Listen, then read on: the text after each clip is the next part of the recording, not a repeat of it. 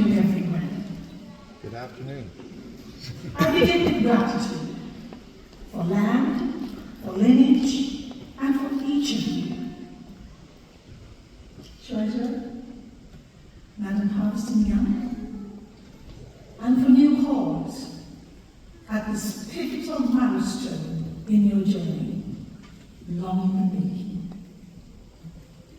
We gather on the traditional lands of the Mississaugas of the Credit, the Anishinaabe, the Haudenosaunee, and the Wendat peoples, in honor of the stewardship of this territory. I acknowledge that justice must begin with truth, including the truth of where we stand. And I'm grateful to the Law Society of Ontario and the people who caused this magnanimous honor to be conferred on me, and to the family and friends who are here to celebrate my honor. I appreciate you. I come as a daughter of the African diaspora, a woman whose people were uprooted but not erased, displaced and dispersed but not destroyed. I was shaped by communities rich in value, raised down along with poor journeys, and called into this work of service for God and humans. I'm a steward to whom much is given, so much is expected of me. Stewardship sustains growth. So today, I speak not just as the Chief Commissioner. I speak as a witness to what is possible when we honor those who come before us and invest in those who will come after us. This is more than a ceremony. It is a sacred moment where you not only enter your profession, but also stepping into your calling. To be called to the bar is no small feat or honor. But to be called as a black lawyer or an ITL lawyer in this time, in this country, and in this legacy, that is deep.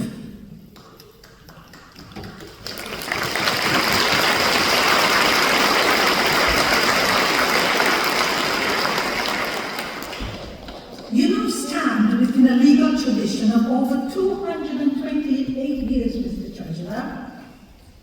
That is strong. It was shaped by the Law Society of Ontario, before that, Law Society of Canada, the oldest self-regulating legal profession in Canada. You must be proud. You are entering an institution with immense history, and with it, great responsibilities. But our true lineage, my true lineage, did not begin here. It began long before law degrees were conferred. Long before this province made room for all people. It began with ancestors who were denied the very right you are now charged to defend. It began with your parents, grandparents, who believed, often with no evidence, just faith, that one day someone from their line would stand where you now stand. So understand this. You being here is not symbolic, it is substantive. It means that the law and the society itself is being reshaped by you, informed by your lived experiences. Your voice is essential. You are now part of a long line of excellence, resistance, and principled leadership. A line that stretches from behind, and with your courage, it will go far ahead.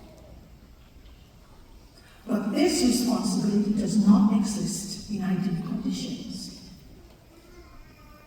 Today, all shared humanity is under assault. Across the world, including Canada, we are witnessing the rollback of equity gains, the politicization of inclusion, and the erosion of public trust in institutions, including law.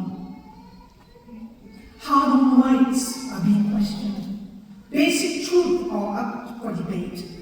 The protections so many fought for are being challenged. Some subtly, sometimes boldly, and increasingly through legislative means. This is the context in which you are called. In this biota, neutrality is not a virtue, silence is not strategy, and delay is not wisdom. The role of a lawyer, your role, has never been more vital. Do not use the law to uphold the status quo. Rather, use it to hold the line and then move the line forward. The law must be a bulwark, a shield against abuse, indifference, and mockery. My friends, when injustice is ignored, it spreads. When inequality is tolerated, it calcifies. And when rights are denied, democracy begins to fracture. First quietly, then loudly, then metastasization. What is at stake is not just the integrity of law, but trust in our institutions, protection for all communities where we live, the possibility of fairness for the marginalized, for the vulnerable is at stake. If the law is to remain legitimate, it must remain just, and that depends on you, everyone here. Dr. King reminded us that the arc of the moral universe is long, but it bends towards justice. It only bends though, if and only if people of principle, people like you, put it with both hands, with passion, purpose, and pragmatism. Let me be clear. You're not just here to practice law.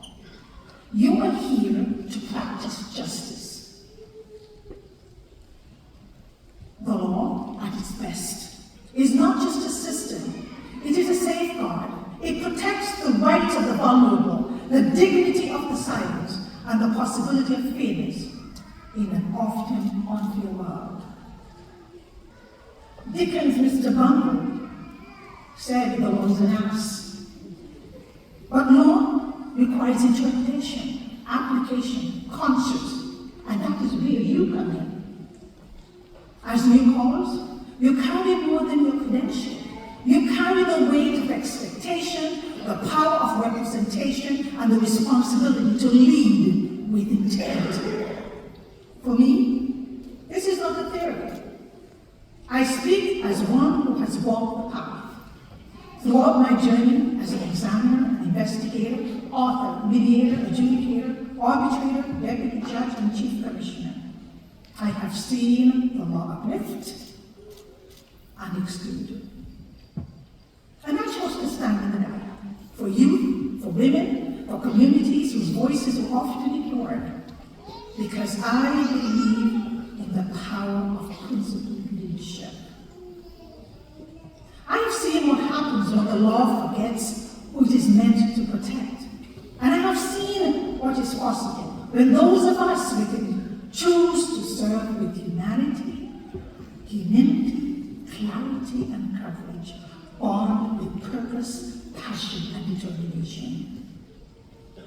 You stand on the shoulders of trailblazers, path pavers, and champions.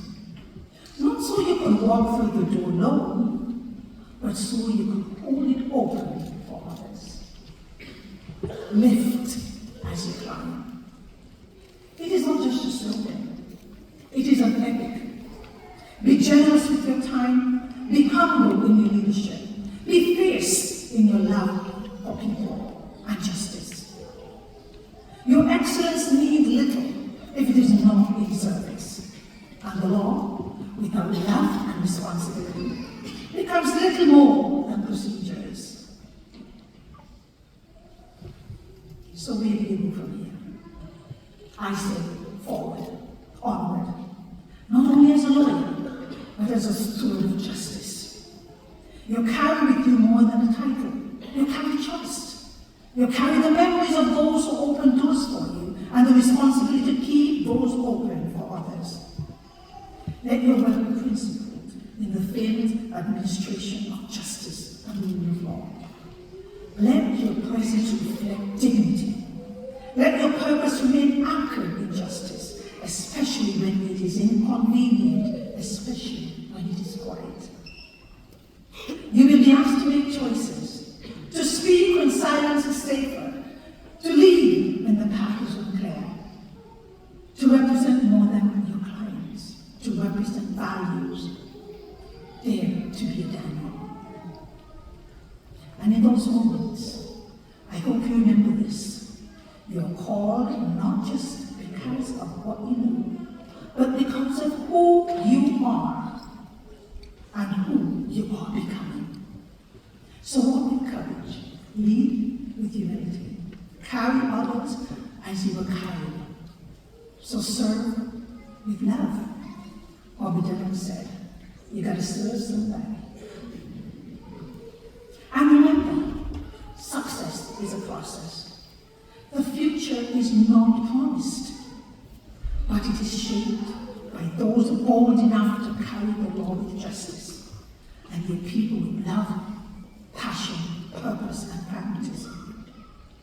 And remember, when the roots are deep, there is no reason to fear the wind. Heartiest congratulations. God bless. Missy, Mikush.